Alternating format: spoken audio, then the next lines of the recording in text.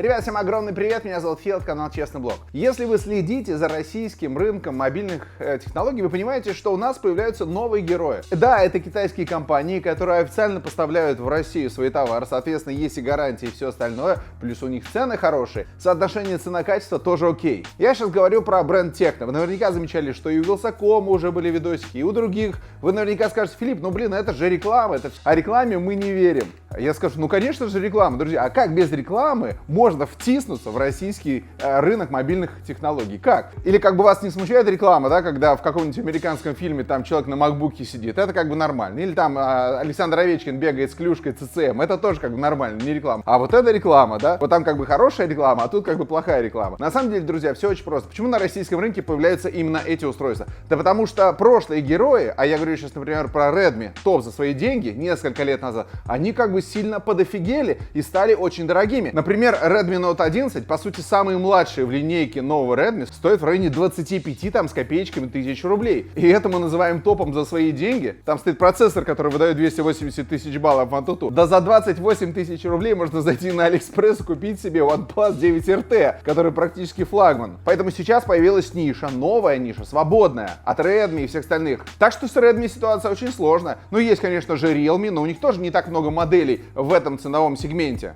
Поэтому ниша пустая, ниша свободная, а соответственно там появляется, например, Tecno. Вот этот смартфон стоит в районе 16 тысяч рублей. Это Tecno Spark 9 Pro. И вот у нас теперь появляется как будто бы новый топ за свои деньги. Понятное дело, нам сложно привыкать, это новый бренд, мы ничего не знаем и так далее. Но так или иначе, большее количество видосов способствует тому, что большее количество людей узнает про этот бренд. Давайте я вам расскажу, что же из себя представляет Tecno Spark 9 Pro. Меня зовут Фил, это канал Честный Блог. Погнали!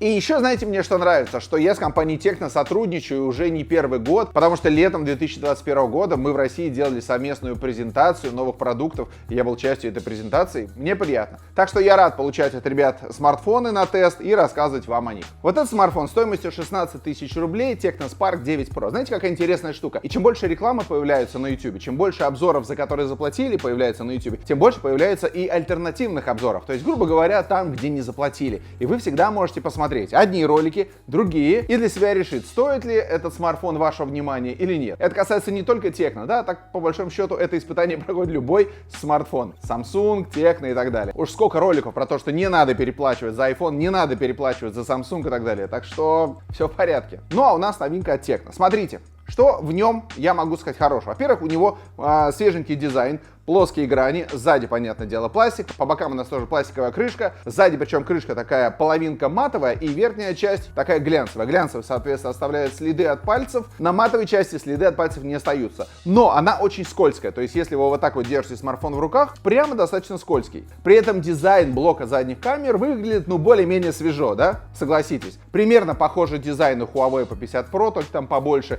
У OnePlus Nord 2T тоже похожий дизайн. У нас диагональ дисплея 6,6 дюймов. Мне нравится, знаете что у этих смартфонов большие экраны. Это, соответственно, подходит для тех людей, кому нужно хорошо воспринимать информацию. У нас по бокам грани, наверху такая капелька, наверное, уже немножко устаревшая, и снизу достаточно большой подбородок. В этом дисплее в целом все хорошо, он достаточно яркий, 550 нит. То есть для IPS это точно очень хорошо, но, к сожалению, у этого дисплея нет какой-то повышенной герцовки, 90, например. Здесь всего лишь 60 Гц. В целом это нормально для тех людей, кто никогда не сталкивался с 90 Гц. 60-60, отлично. Тем более, что процессор, который здесь установлен, Helio G85, он, конечно же, тоже не сказать, что какой-то вау, слишком игровой, но в целом он делает так, что работает система нормально. Особенно не фризится. И если вы запускаете какие-нибудь игры, особенно тяжелые, там Call of Duty, ну просто выставляете, соответственно, наименьшие настройки, и в целом все хорошо. Кнопки громкости находятся под большим пальцем, тут же находится сканер отпечатка пальцев, работает очень хорошо, вопросов никаких нету, и разблокировка по лицу тоже происходит очень быстро. Как я уже сказал в самом начале, бренд Tecno хорош тем, что у него есть официальная гарантия в России, то есть сейчас в рамках вот современной ситуации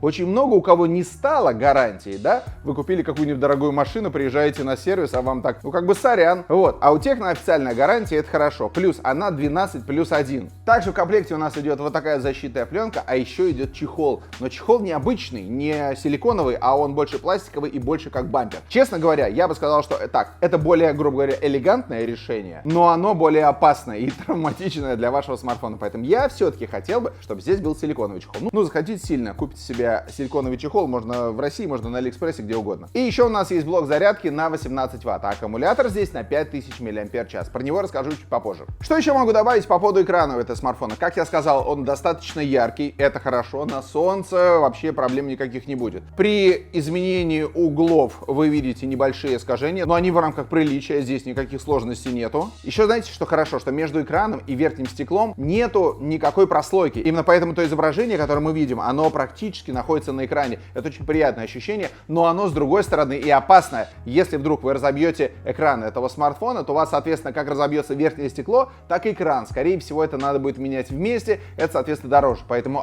чехол обязательно, будьте осторожны, хорошие вещи, к сожалению, ломаются. Система работает на фирменной оболочке HiOS 8.6. Ребята постоянно занимаются обновлениями, то есть примерно раз в месяц, раз в 2 месяца прилетает новая версия операционной системы, валятся апдейты и так далее. Это хорошо. Также хорошо, что в ней большое количество кастомизации, и я вот сразу вам скажу, что есть несколько моментов, которые вам вот точно надо включить, как только вы ваш телефон начнете использовать. Первое, что нужно сделать. Когда вы делаете свайп сверху вниз, хорошо бы, чтобы у вас открывалось меню уведомлений, а здесь открывается глобальный поиск. Поэтому вам нужно сделать щипок, свайп, зайти в настройки. Наверху у нас настройки жестов, и вот здесь выбираете сдвинуть вниз на рабочем столе, выбираете панель уведомлений. Все, теперь у вас будет панель уведомлений. Ну и опять же, надо избавиться внизу от вот этих старинных андроидных кнопочек. Хотя я знаю, что есть люди, которым нравится пользоваться такими кнопками, но лучше все-таки свайпа, поверьте мне, это гораздо удобнее. Тут уже надо идти просто в настройки, опускаемся в самый низ, здесь операционная система, и вот здесь есть навигация. Нажимаете и выбираете с помощью жестов. Все, с этого момента вы заточены.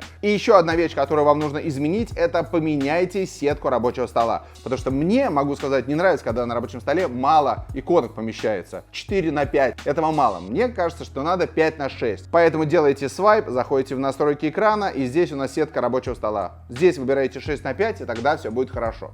Кстати, есть еще одна штука, на которую я обратил внимание. Как только я запустил Spark, у меня наверху была написана скорость соединения. То есть это функция, которую я обычно включаю для того, чтобы видеть, с какой скоростью у меня передаются данные. Это удобно, знаете, когда ты не очень понимаешь, скачивается что-то или не скачивается, ты посмотрел, да, там написано мегабит или килобит, окей, скачивается. А тут прямо это было из коробки, то есть во время настройки я уже увидел, что у меня скачивается информация. И вы, возможно, на это не обратите внимания, а я такой...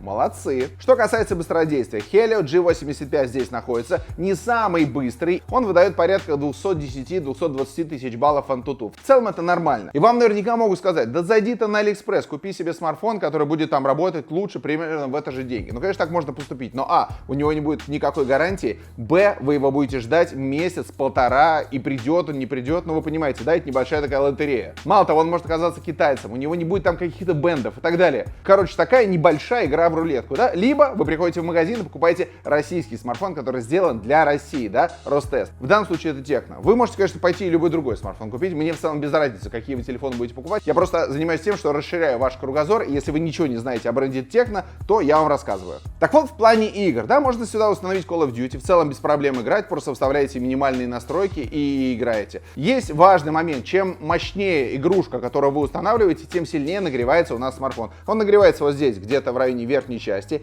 и как только он начинает нагреваться, с тротлингом на самом деле у него все в порядке, но когда он начинает нагреваться, у него начинает просаживаться аккумулятор, поэтому тяжелые, большие игры все-таки высаживают этот аккумулятор. Но с другой стороны, если вы особенно не играете в игры, 5000 мАч аккумулятора вам хватит, скорее всего, дня на 2, потому что он прямо работает очень хорошо в обычных условиях, то есть когда вам нужно звонить, отправлять сообщения, пользоваться мессенджерами, браузером, куда-нибудь там заходить и так далее. В этом режиме он работает просто классно, спокойно, уверенно, особо без каких-либо там фризов и так далее. Я бы, конечно же, хотел, чтобы здесь было не 4 гига памяти, а 6 гигабайт памяти, но вот версия только на 428. Кстати, у нас также есть дополнительная память, так как здесь установлен Android 12, у нас здесь можно включить еще дополнительную память в районе 5 гигабайт, но как бы такая небольшая помощница. Вообще, если вы любите настраивать ваш смартфон, то здесь огромное количество настроек именно внутри операционной системы. Я уже вам показывал, как можно зайти и поработать с жестами, да, жест наверх будет делать одну вещь, жест вниз делать другую. другую. Там много всяких разных настроек, которые вы можете покрутить. Поэтому и вы можете, грубо говоря, настроить смартфон под себя таким образом, как вам будет удобно. И это хорошо. По звучанию здесь, по большому счету, все стандартно. Снизу у нас динамик есть, нету никакого стерео. Этот динамик работает, ну, тоже нормально, без каких-либо прикрас. Самое важное, друзья, что он находится в нижней части, на верхнем торце. Поэтому, когда вы будете играть в игры, вы не будете его перекрывать. Это хорошо. Ну и, конечно же, для бесконтактной оплаты у нас здесь есть NFC, поэтому устанавливайте карточку МИР и расплачивайтесь бесконтактным способом. Хорошо. В Сбербанке, Альфа-банке тоже можно накатить. На что еще стоит обращать внимание, это, конечно же, на камеру, потому что у нас есть фронтальная камера на 32 мегапикселя и сзади камера на 50 мегапикселей. Когда мы говорим большое количество мегапикселей, мы имеем в виду то, что фотография может быть более детализированной, чем когда мегапикселей мало. Понятное дело, что в современном мире за камеру отвечает не только то количество мегапикселей, которое есть, программная обработка, софт и все остальное. Это все работает вкупе, получаются так или иначе фотографии. Ну, в любом случае, согласитесь, приятно, когда у вас камера на 50 мегапикселей.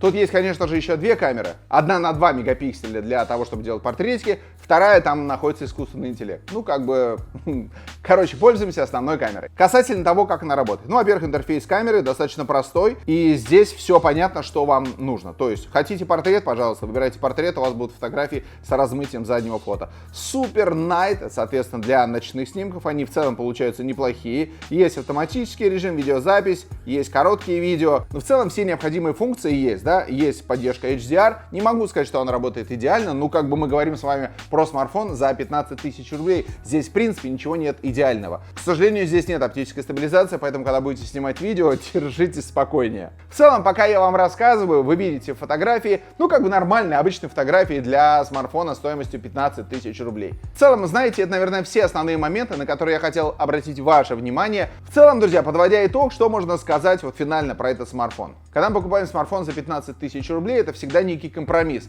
Компромисс между камерами, производительностью, дизайном, уровнем бренда и так далее. Что у нас хорошего есть в этом телефоне? Ну, во-первых, современный дизайн с плоскими гранями. Сзади блок камер выглядит тоже более-менее свежо. Быстро работает сканер отпечатков пальцев, разблокировка и вообще сама система особенно не тормозит. Камера на 50 мегапикселей, есть все необходимые функции, настраивающаяся система, ну и прочее. Здесь у нас аккумулятор на 5000 мАч, который работать будет 1,5, наверное, 2 дня, так что хорошо. Если говорить про минусы, чего бы мне вот в нем хотелось бы? Наверное, больше всего мне хотелось бы в нем иметь, ну, 90 Гц. Это было бы хорошо. Экранчик 90 Гц и в остальном как бы нормально. Все остальные моменты, грубо говоря, вот за эту цену в сравнении с конкурентами по рынку, по российскому, здесь по большому счету все хорошо. Я еще раз вам скажу, друзья, обязательно посмотрите видосики про этот смартфон у других ребят, у других техноканалов, чтобы посмотреть на разные мнения и составить одно общее, ваше. Ну а вообще большое спасибо за то, что посмотрели это видео. Очень надеюсь, что оно оказалось для вас полезным. Ставьте лайк, подписывайтесь на канал. Здесь я рассказываю правду о гаджетах, которыми пользуюсь. Меня зовут Фил, это честный блог. Не болейте, всем счастливо и пока.